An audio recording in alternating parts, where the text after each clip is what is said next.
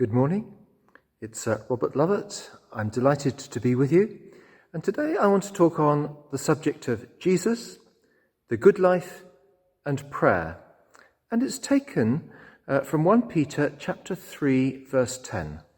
Let me read it to you. Whoever would love life and see good days must keep their tongue from evil and their lips from deceitful speech. They must turn from evil and do good. They must seek peace and pursue it. For the eyes of the Lord are on the righteous, and his ears are attentive to their prayer.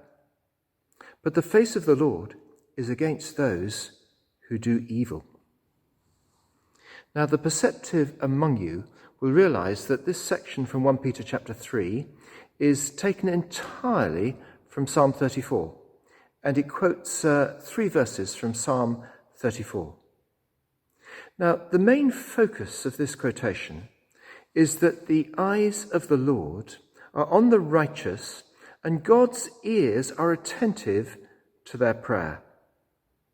And the sense is that it's not just that God's eyes are attentive to the righteous, but God is searching them out.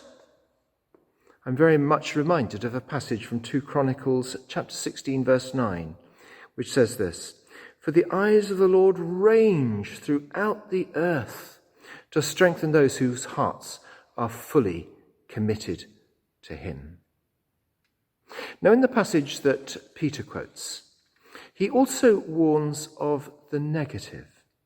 The face of the Lord is against those who do evil. So if the Lord is against those who do evil, then the sense is very much that the God is for those who are righteous. And one of the many privileges is that God is attentive to their prayer. This is a theme that the New Testament often picks up. So in James chapter 5 verse 16 we read this: "The prayer of a righteous person is powerful and effective." Now, the Christians of Peter's time were facing many difficulties. Peter probably wrote this from Rome. Nero, that infamous emperor, was presiding. And so for many, the desire to keep one's head down, to love life, and to look for good days was very much present. And this is how the quotation begins, doesn't it? Whoever would love life and see good days. And it may have reflected the unsaid thoughts of a number. And Peter responds to this. And he says, in effect, okay, but this is what's required. Keep your tongue from evil. Keep your lips from deceitful speech. Do good. Seek peace and pursue it. That little phrase, pursue it's quite significant, isn't it? It's not just these are boxes that you tick, but you've got to work at it. And in an ideal world, life would be good. There wouldn't be problems and issues. There wouldn't be the coronavirus and the bad things that we're seeing happening at the moment. And when eventually Christ comes and his kingdom comes, heaven will be like that too. But in this world, we're always going to face a struggle of one sort or another. But we have an amazing weapon. God is looking out for the prayers of the righteous person to answer them. Not only is God looking out, he's searching for them. He's searching for your prayers. The prayers of righteous people are powerful and effective.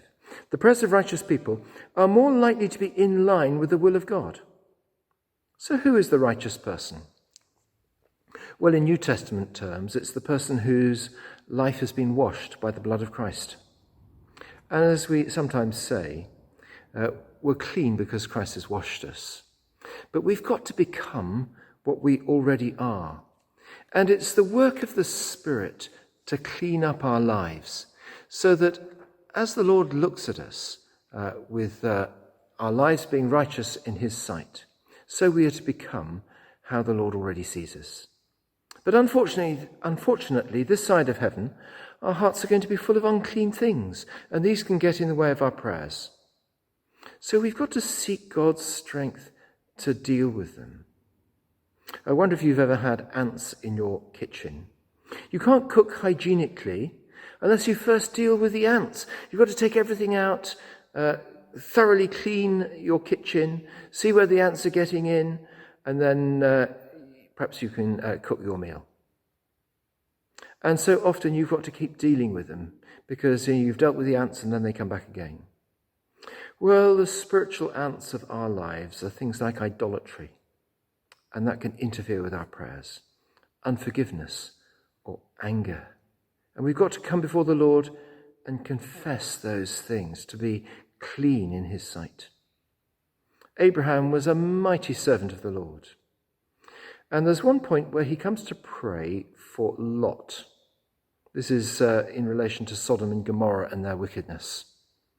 And Abraham, first of all, says to the Lord, look, if there's 50 righteous people in the place where Lot is living, will you save the town? And then he becomes a bit more bold and says, look, if there's 45 people, will you save them? And this is how we read it in Genesis chapter 18. Now that I've been so bold as to speak to the Lord, though I'm nothing but dust and ashes, what if the number of righteous is 5 less than 50? Will you destroy the city for the lack of 5 people? Now, the thing there that strikes me is that Abraham prays with great boldness, and we're to pray with great boldness, but he also acknowledges that he is nothing but dust and ashes. When you come to pray, acknowledge truthfully your life before God. Ask Jesus to show you how he sees the sister you want to pray for, the nephew, the granddaughter, or the situation you face. Jesus, how do you see it? How can I pray as you would have me pray? Or the situation that others face, and be comforted that the Lord is listening and he will answer. So, let's be busy in our prayers, especially at this time of lockdown and coronavirus crisis. May God bless your prayers and hear them and answer them mightily. Thank you for listening. God bless you.